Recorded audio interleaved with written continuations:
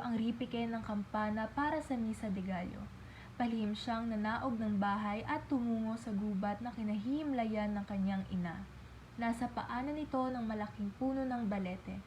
Habang nasa puntod, naalala ni Basilio ang kanyang mga napagdaanang hirap sa mga nagdaang panahon.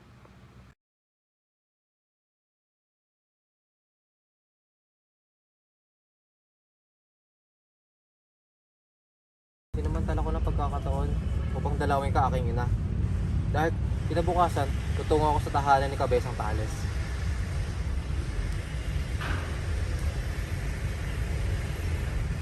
Inay, nangungulila na ako sa inyo ni Crispin. 13 taon na nakaraan, magmula na mawala kayo. Salamat na nga lang at may mga taong tumulong sa akin na kayo mawala.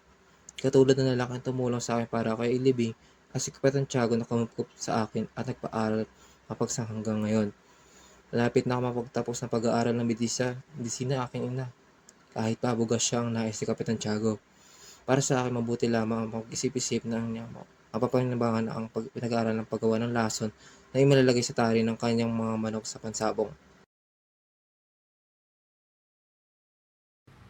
Sa kabila ng pang-alipusta ng ibang tao sa kanyang payak na pananamit, nagtapos siyang may markang sobresaliente at mga medalya.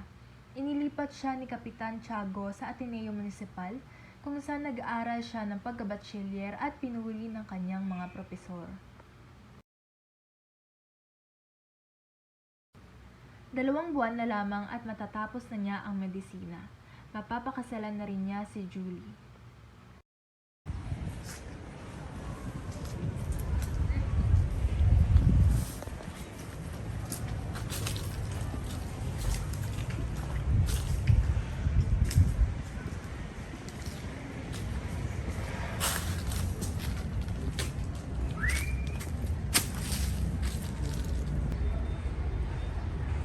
Tulungan ba kita, Ginoo? Oh, sino ka? At bakit ka na pa rito? 13 taon na po nilibing natin ang aking ina sa pok na ito. At ikakagalak ko ako makagati sa inyo. At sa tingin mo sino ako? Isang taon pinalagay nila lahat, pinakadakila.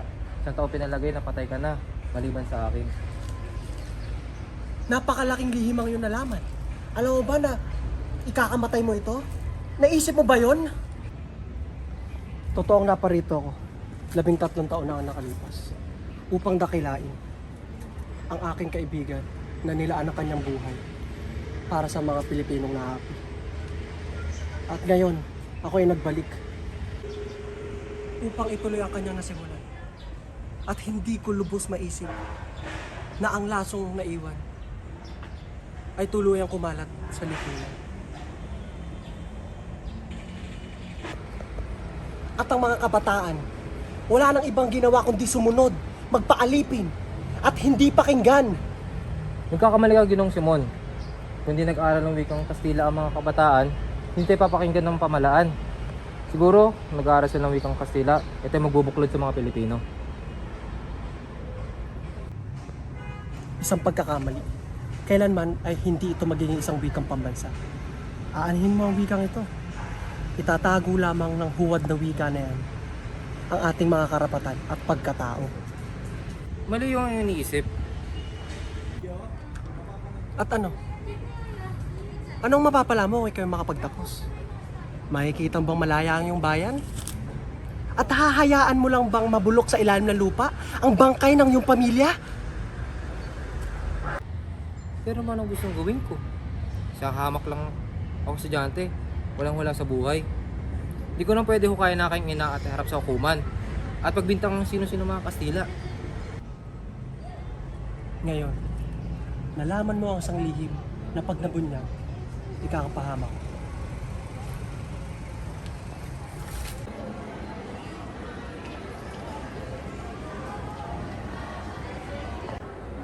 Anong lagay na may sakit? Halos niya tumitibong ang pulso. Nalanggana kumain.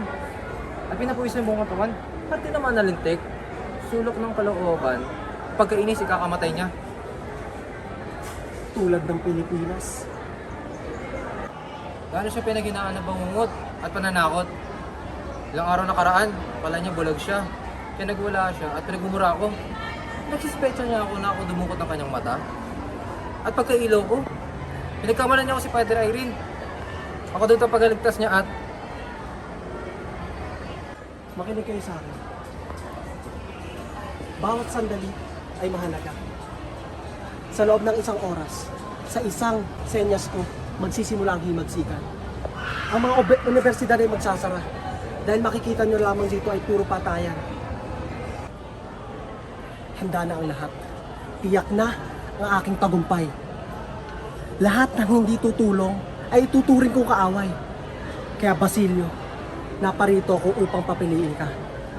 Kamatayan o ang kinabukasan mo. kamatayan? Kinabukasan ko. Nasa aking kamay ang pamahalaan. Magpasya ka, Basilio. Kasama ko si Cabezang Tali sa ibaba at siya ay nagigilian. Pinamunuan ko ang himagsikang ito sapagkat nais kong iguho ang pintuan ng Santa Clara at ikaw ang mamumuno rito upang kunin sa kumbento si Maria Clara. Sino si Maria Clara? Oo, si Maria Clara. At nais kong iligtas siya. Nabubuhay ako upang iligtas siya. At tanging himagsikan lang makapagbubukas ng mga kumbento. Ngunit tuloy na kayo. At bakit? Patay na si Maria Clara. Hindi totoo yan. Buhay si Maria Clara. Buhay ang aking mahal. Sinusubukan niyo lang akong linlangin upang makaiwas sa digmaan. Ilang araw may sakit siya. Pumunta ako sa kubyento at nabalita ko sa nangyari. Kasinungalingan. Basahin niyo po ang sulat ni Padre Salvi na hatid ni Padre Irene kay Kapitan Tiago. Magdamag umiiyak, may sakit. Nahawakan ng larawan ng kanyang anak at humingi ng tawad. Mantong sa labis na naghihitid ng apyo. Ngayon pong tinugtog ng kampana, udyat yun ang pagkamatay ni Maria Clara. Hindi. Hindi. Hindi maaari yan.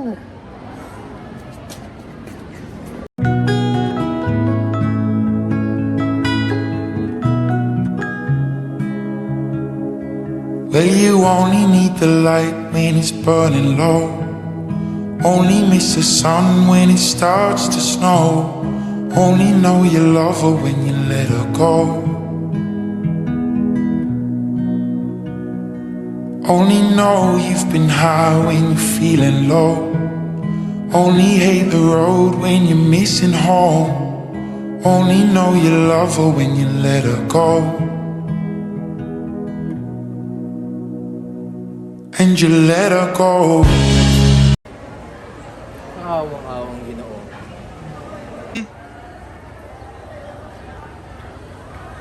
Mahal ko. Bakit di mo ako hinintay? Hindi ko na matutupad ang mga pinangako ko sa'yo. Dahil kay lumisan na. Mahal ko.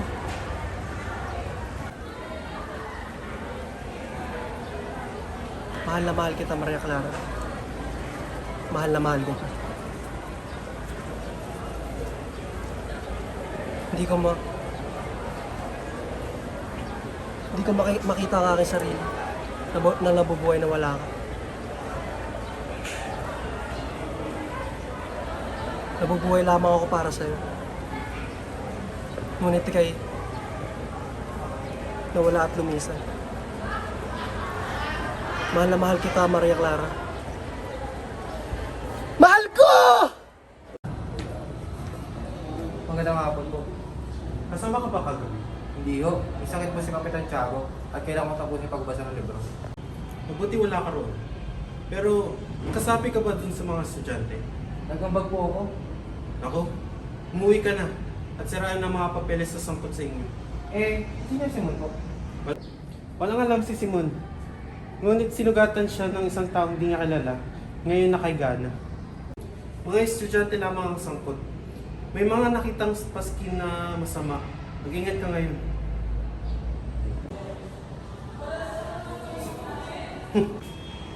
Batid ko yung nangangamoy bangkay na si Kapitan Tiago. Baka mamaya dinadala na siya ng mga bitre.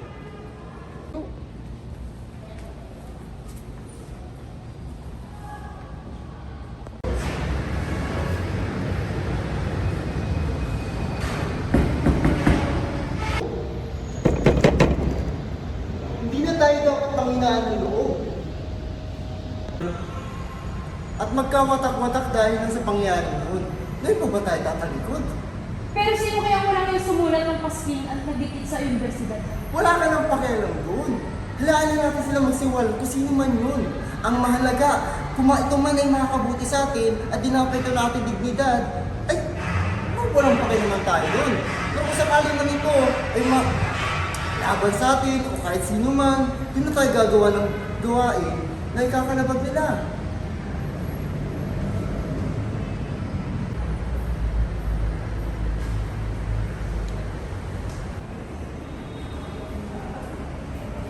Anong kailangan?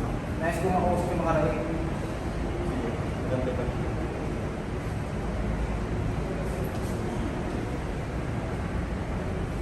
Oh, pati ikaw, Basilio? Narinig ako para kausapin ka.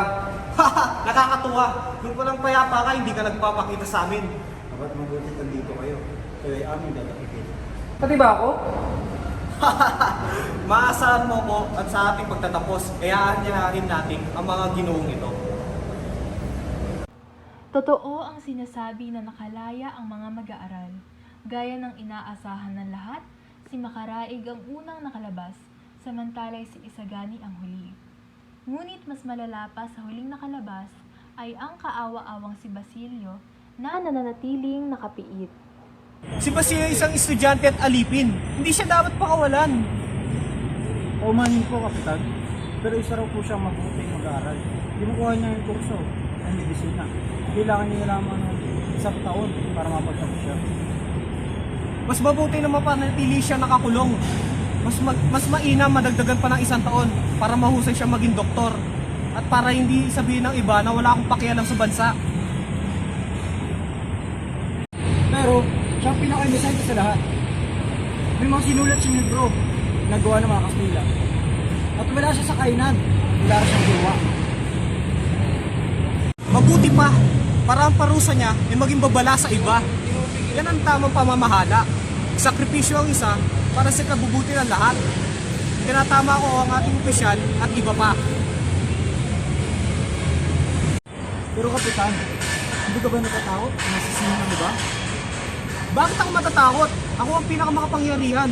Hindi ako pwedeng dalhin sa korte ng isang alipin. Pinaka-importante sa akin ang konsensya ko at wala akong pakisasasabihin ng iba.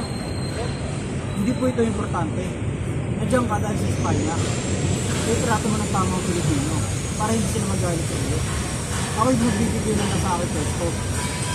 Babalik na sa Espanya.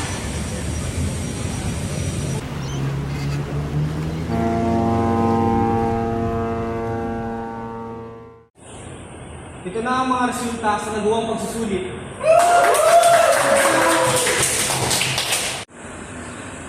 Bali ito, mapipilitan ako sumama sa kanyang tatay sa pangangalakal. Ikaw, Makaraig. Ako, papunta ako Europa. Sagani, Sandoval, mabuti na kapas tayo. Kaya ako makalig. Pero mas masaya siguro kung kasama natin si Basilio. Basilio, may bisita ka.